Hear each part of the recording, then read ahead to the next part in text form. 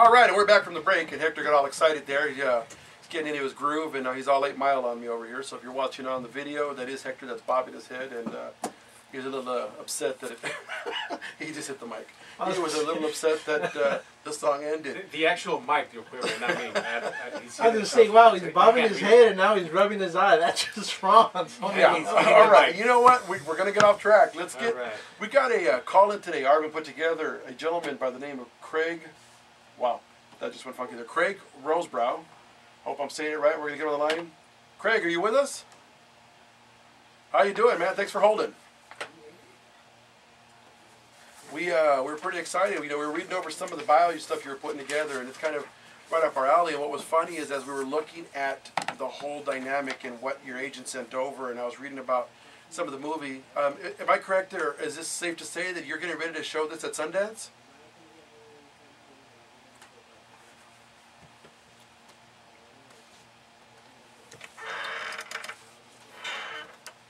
Is there any particular reason why they wouldn't let you in, or is it? I mean, is it a good old boy type system over there, or you think you have a good shot?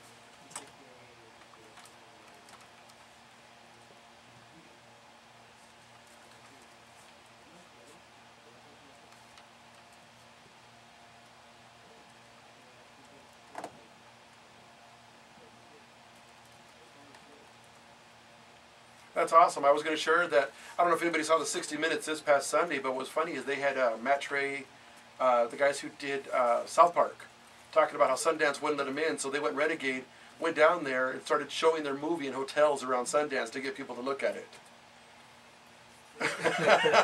So tell us about your movie. It's called Greedy Lying Bastards, and I'm going to preface for Hector's sake that it's not the Republican Party you're talking about. Tell us what you're talking about.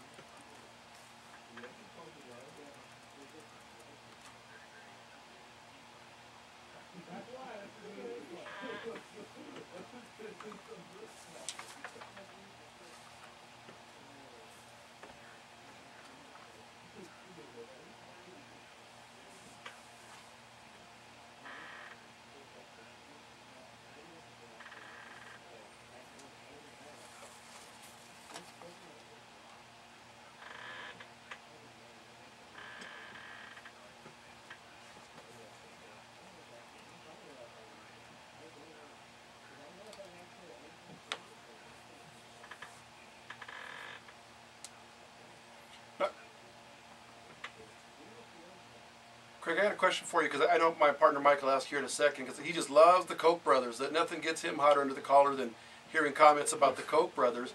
But I had a question for you. In all of your research, one of the things that I heard in passing, or I read, I can't recall here over the last year, I obviously didn't do the extensive research you did, and I appreciate somebody actually went through it and looked at big oil, because I agree with you. I think it's overkill, and we're definitely hurting ourselves. But one of the things that they've talked about is how they're trying to maximize their profits before it runs out, because everyone keeps using the word peak oil. Do you see any of that, or is that more just a fluff and excuse for these guys to continue pushing their agendas?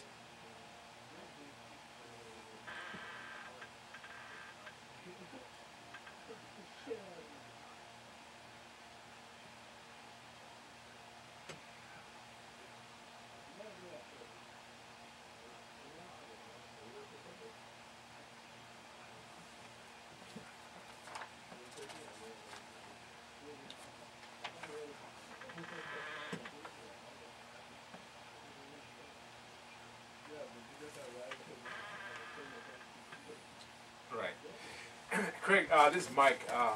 good to have you on. What I wanted to ask you too is, as you did the film and traveled around the world, do you find that this industry is spending about the same amount of money and has the same kind of influence in other countries that they do here? Because I mean, here they own Congress. I'm wondering if in other governments it's pretty much the same scenario.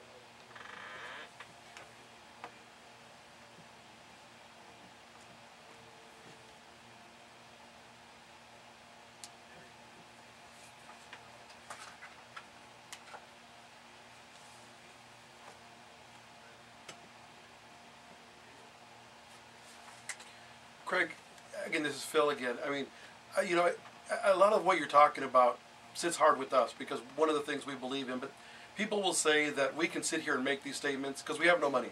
The four of us in this room couldn't afford to buy a gas station, let alone a gas pump.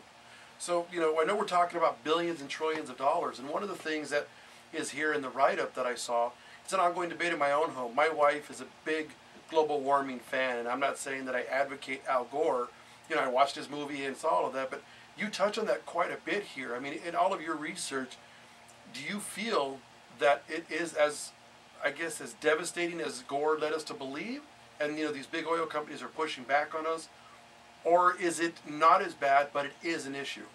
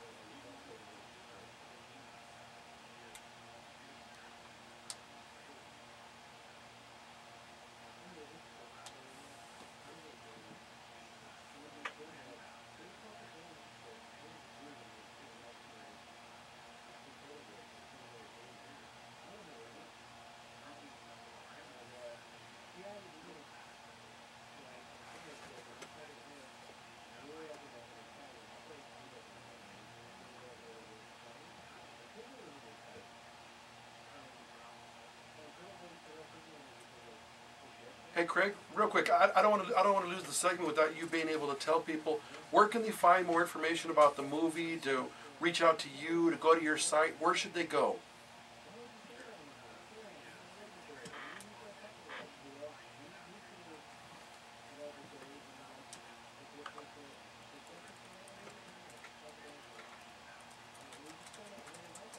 And that's Lying, folks, just for those of you that are struggling with the lying. Mike's over here typing it in. Craig, I mean, can they reach you on there? I mean, is there some way where it says to contact us if somebody wanted to send you an email or ask questions, or is it? There is. Okay, we appreciate you calling us. We're going to be wrapping up this segment. And again, you know, I was reading, there was an island, and I misplaced my notes here, but it's basically disappearing. Is it not? Could you tell us a little bit about that? Well, was it Tuvalu?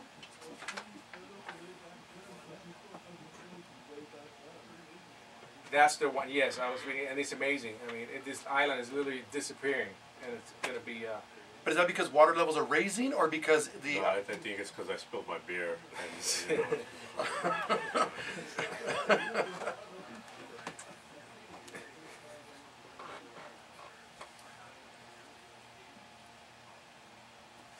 Yeah.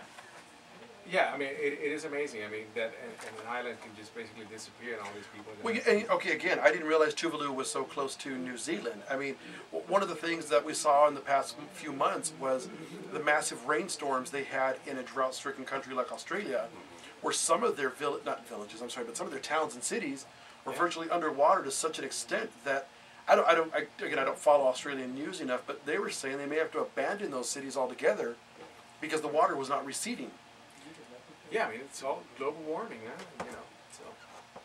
so Craig, I have a question for you then. when this movie does come out, and let's hope that it does come out on theaters, you know, for everybody to see.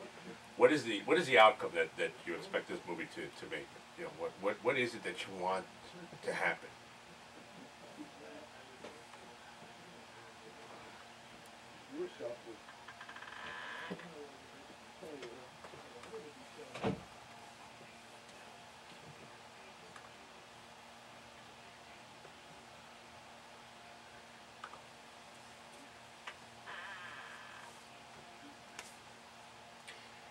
Craig, well, we appreciate you calling in. We are going into a break again. GreedyLyingBastards.com is the website. I hope the movie is accepted by Sundance, and it's actually in theaters nationwide soon. Thank you for calling us. Take care, sir. Thanks, Craig. Have a good one. And we're going to a break. You listen to the Three Guys Rant on AdrenalineRadio.com. We'll be back. We'll try to have a little more fun here. I mean, this half hour has been a blast, but we're going to pick it up a notch when we come back. I spilled my beer.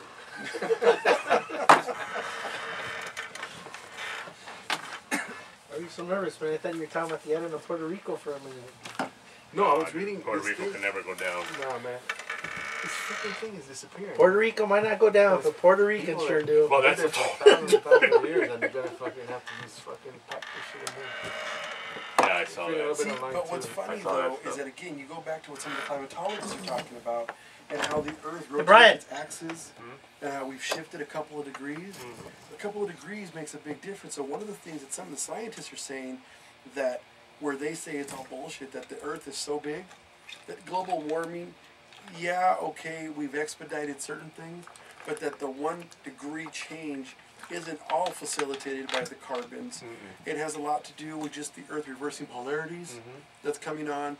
And that's why they keep saying that the theory of the massive earthquake we're going to get has less to do with the end of the world and God coming down to get us all, and it's more just going to be with the magnetic shift and the gravity pull. That's what it But is. what about the hole in the ozone? That hasn't even been touched on. Dude, since yeah, God no, knows But when. it's still there. There's countries Yeah, that are affected by it. That they know, like at 1 in the afternoon, they got to get indoors because they're gonna fucking. Well, even here, Right, you yeah. walk out there and But really, Hairspray did that shit? yeah. No, it wasn't just hairspray. I'm just saying. It was No, a I know. semi-truck. It was everything. It was the CFCs. Yeah, thing. right. What I'm saying though is that really though. I mean, I'm I'm just thinking saying. we probably. I think No, we but I probably mean, helped it. I mean, look at the industrial era. Look at when the industrial era came about. I mean, all of this thing that has happened. You know, the ozone layer has been affected by a bunch of different things. So they can't just justify the fact that when in the last 20, 25 years, everything that we have done, you know, is the reason why the ozone layer is down. I mean, if that's the case, you're going to have to take it back from the early industrial ages all the way down to when cavemen started burning wood, you know?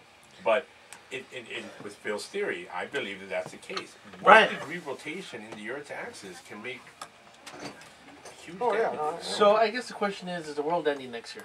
Yes. No. Hey, oh shit. Besides, I'll ask you again right now.